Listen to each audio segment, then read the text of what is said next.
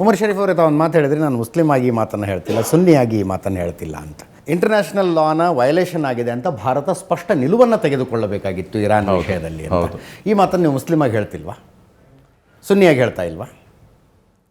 ನಾನು ಈ ಪ್ರಶ್ನೆಗೆ ಉತ್ತರ ಕೊಡೋಕ್ಕೆ ಕಾರಣ ಅಂದರೆ, ನಿಮಗೆ ಒಂದು ಉತ್ತರ ಕೊಡೋಕ್ಕೆ ಮುಂಚೆ ನಾನು ಏನು ಹೇಳಕ್ಕೆ ಬರ್ತೀನಿ ಅಂದರೆ, ಒಂದು ವೇಳೆ ಮೋದಿ ಅವರು ನೇತನ್ಯಾಹುನ್ನ ಭೇಟಿ ಆಗದೆ ಇದ್ದಿದ್ರೆ 3 ದಿನ ಮುಂಚೆ, ನಾನು ಪ್ರಧಾನಿ ಹತ್ರಿಂದ ಒಂದು ಎಕ್ಸ್ಪ್ಲನೇಷನ್ನೇ ಕೇಳ್ತಿರ್ಲಿಲ್ಲ. ನನ್ನ ಪ್ರಶ್ನೆ ಅದಾಗಿರಲಿಲ್ಲ. ಅದೇ ಮೇನ್ ಏನಂದ್ರೆ, ಉಕ್ರೇನ್ ಆಗಲಿ, ಒಂದು ಎಕ್ಸಾಂಪಲ್ ಕೊಡ್ತೀನಿ, ಉಕ್ರೇನ್ ಆಗಲಿ ಇಲ್ಲ ಇಲ್ಲಿ ಬೇರೆ ಎಲ್ಲಾದರೂ ಯುದ್ಧ ನಡೆಯುವಾಗ ನಮ್ಮ ಸ್ಟೇಟ್ಮೆಂಟ್ ಏನಂತ ನಾನು ಕೇಳಕ್ಕೆ ಅಷ್ಟು ಮುಂದೆ ಭಾರತದ ಪ್ರಧಾನಮಂತ್ರಿಗಳ ಇಸ್ರೇಲ್ ಭೇಟಿಗೂ ಇಸ್ರೇಲ್ನ ಇರಾನ್ ಮೇಲಿನ ದಾಳಿಗೂ ಏನು ಸಂಬಂಧ ಇದೆ? ಅದೇ ಪ್ರಶ್ನೆ ಇರೋದು.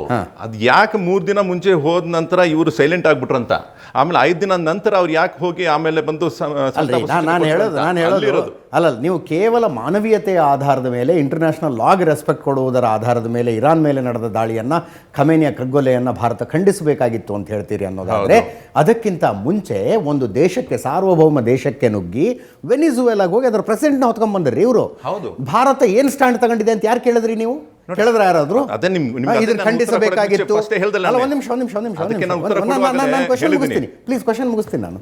ವೆನಿಜುವೆಲಾದ ಅಧ್ಯಕ್ಷರನ್ನ ಅಮೆರಿಕದ ಸೈನ್ಯ ಹೋಗಿ ಅವರ ಅರಮನೆಯಿಂದ ಎತ್ಕೊಂಡು ಬಂದಾಗ ಯಾರು ಬೀದಿಗಿಳಿದ್ರ? ಅದಕ್ಕೆ ಆನ್ಸರ್ ಕೇಳಿ. ಇಂಟರ್ನ್ಯಾಷನಲ್ ಲಾ ವೈಲೇಷನ್ ಆಯಿತು. 3 ದಿನ ಮುಂಚೆ ಮಧುರವನ್ನ ಭೇಟಿಯಾಗಿಲ್ಲ ನಮ್ಮ ಪ್ರಧಾನಿ. ಒಂದು ವೇಳೆ 3 ದಿನ ಮುಂಚೆ ಮಧುರವನ್ನ ಭೇಟಿಯಾಗಿ ಬಂದ್ರು, ಇಲ್ಲ ಬಂದು ಅಮೆರಿಕನ್ ಪ್ರೆಸಿಡೆಂಟ್ ಅನ್ನು ಭೇಟಿಯಾಗಿದ್ರೆ ಅವಾಗ ನಾನು ಕೇಳ್ಬೋದು, ಯಾಕೆ ನೀವು ಅವಾಗ ಅವರ ಅಭಿಪ್ರಾಯ ನಾನು ಕೇಳಕ್ಕೆ ಮುಂದೆ ಬಂದಿಲ್ಲ ಅಂತ ನೀವು ಕೇಳ್ಬೋದು. ಇವಾಗ ಏನಂದ್ರೆ, ನಾವು ಸೈಲೆಂಟ್ ಆಗಿ ಸ್ಪೆಕ್ಟೇಟರ್ಸ್ ಆಗಿ ಇರ್ಬೋದು, ತೊಂದರೆ ಇಲ್ಲ. ಬಟ್ 3 days ಬಿಫೋರ್ ಅಲ್ಲಿ ಹೋಗಿ ನೇತನ್ಯಾಹುನ ಭೇಟಿಯಾಗಿ ಕನೆಕ್ಟೆಡ್ ರೀ, ಅದನ್ನೇ ಆಪ್ಟಿಕ್ಸ್ ಅಂತ ಕರೆಯೋದು. ಒಂದು ತಿಂಗಳ ಮುಂಚೆ ಒಂದು ನಿಮಿಷ ಭಾರತದ ಪ್ರಧಾನಮಂತ್ರಿಗಳು ಒಂದು ನಿಮಿಷ ಭಾರತದ ಪ್ರಧಾನಮಂತ್ರಿಗಳು ಇಸ್ರೇಲಿಗೆ ಹೋಗುವುದು 1 ತಿಂಗಳ ಮೊದಲೇ ನಿಗದಿಯಾಗಿದ್ದ ಪ್ರವಾಸ ಕಾರ್ಯಕ್ರಮ. ಇವರು ಹೋದ್ರು, ಬಂದ್ರ ನಂತರ ದಾಳಿ ಆಗಿದೆ. ಹೌ ಇಸ್ ಇಟ್ ಕನೆಕ್ಟೆಡ್ ಅಂತ ಕೇಳ್ತಿದಾರಲ್ಲ, immediately after the attack on Khamenei ಎಲ್ಲರೂ ಒಂದ್ ಕಡೆ ಸೋಷಿಯಲ್ ಮೀಡಿಯಾದಲ್ಲಿ ಓದಿದ್ರೆ ನಿಮ್ಗೆ ಗೊತ್ತಾಗತ್ತೆ, ಒಂದು ಸೆಕ್ಷನ್ ಮುಂದೆ ಹಾಗೆ ಮೋದಿ ಅವರು ಇಸ್ರೇಲ್ ಪರವಾಗಿದ್ದಾರೆ ಅಂತ ಘೋಷಣೆ ಮಾಡೋರು ಇದ್ರು. ಇವಾಗ ಸಂತಾಪ ಸೂಚನೆ ಕೊಟ್ಟ ನಂತರ ಇವಾಗ ಸೈಲೆಂಟ್ ಆಗಿದ್ದಾರೆ. ಒಂದು ವಿಷಯ.